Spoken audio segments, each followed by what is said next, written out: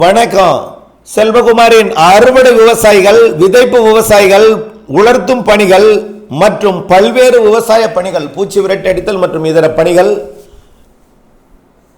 பொது பணிகள் மற்றும் செங்கல் சூளை, உப்பள பணிகள் போன்றவற்றிற்கான வானிலை ஆய்வறிக்கை 2025 பிப்ரவரி 8 சனிக்கிழமை அதிகாலை நிலவர ஆய்வறிக்கை. வானிலை அமைப்பு: உயரழுத்தம் ஒடிசா ஆந்திர பிரதேச கரையை ஒட்டி உயரழுத்த காற்றை தமிழ்நாட்டில் ஏற்றுகிறது. இதனால பகல் வெப்பம் அதிகரித்தும் இரவு நேர வெப்பம் மிக குறைந்தும் காணப்படுகிறது.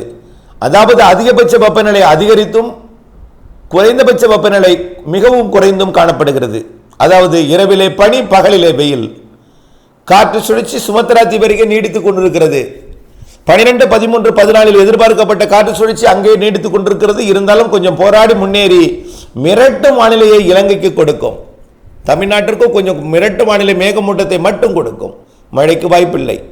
நிலநடுக்கோட்டுக்கு தெற்கே தென்னரை கோளத்தில் இருக்கக்கூடிய 3 நிகழ்வுகள், ஆஸ்திரேலியாவிலே ஒரு காற்றழுத்த தாழ்வு மண்டலம், 2 வலுவான புயல்கள், சாதாரண புயல் அல்ல, 281 கிலோமீட்டர் வேகம் எடுத்திருக்கிற புயல் ஒன்று, வின்சி என்ற புயல் மற்றும் தனியா என்ற புயல்.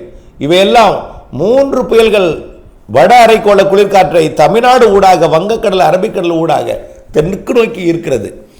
இதில் உயரழுத்தமும் இடையிலிருந்து குளிரையும் மழை வாய்ப்புகளை தடுக்கக்கூடிய அமைப்பாக இருந்து கொண்டிருக்கிறது.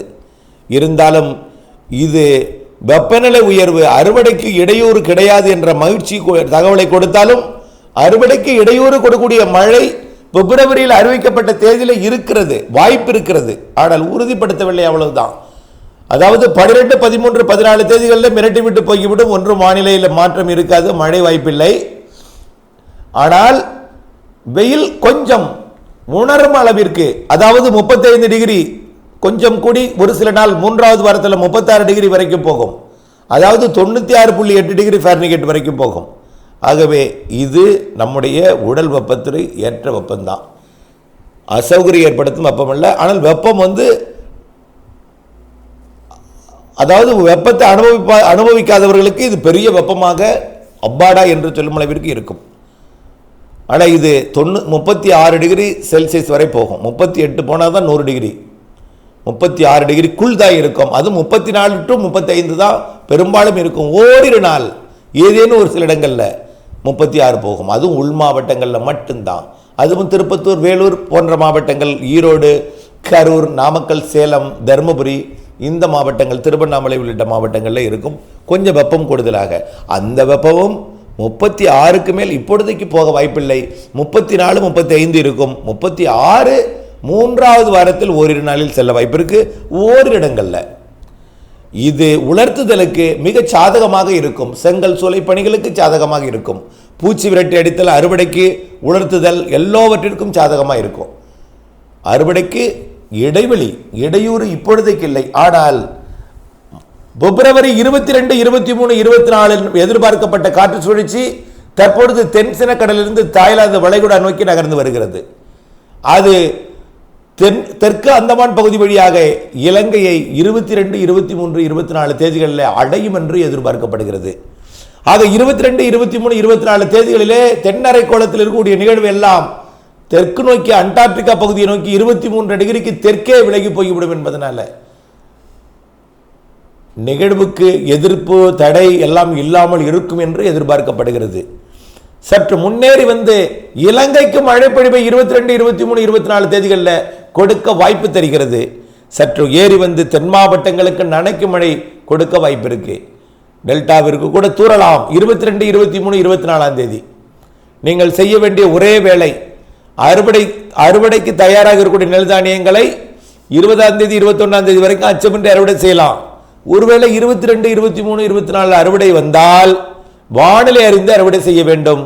அந்த காற்று சுழற்சி இலங்கைக்கு மட்டும் மழை தருமா, தென் தமிழ்நாட்டுக்கும் தருமா, அல்லது டெல்டாவிற்கும் தருமா, தமிழ்நாட்டிற்கு எப்படிப்பட்ட வானிலை பிப்ரவரி 22, 23, 24 தேதிகளில் என்பதை அறிந்து நீங்கள் பணி செய்திட வேண்டும். 22 என்பது 21 வரலாம்.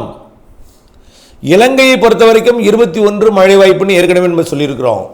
22, 23, 24 சிஸ்டம் எப்படி, மழை பொழிவு எப்படி, தூறலா, நனைக்கும் மழையா, லேசான மழையா அல்லது மொத்தமாக ஒதுக்கிவிட்டு சென்று விடுமா?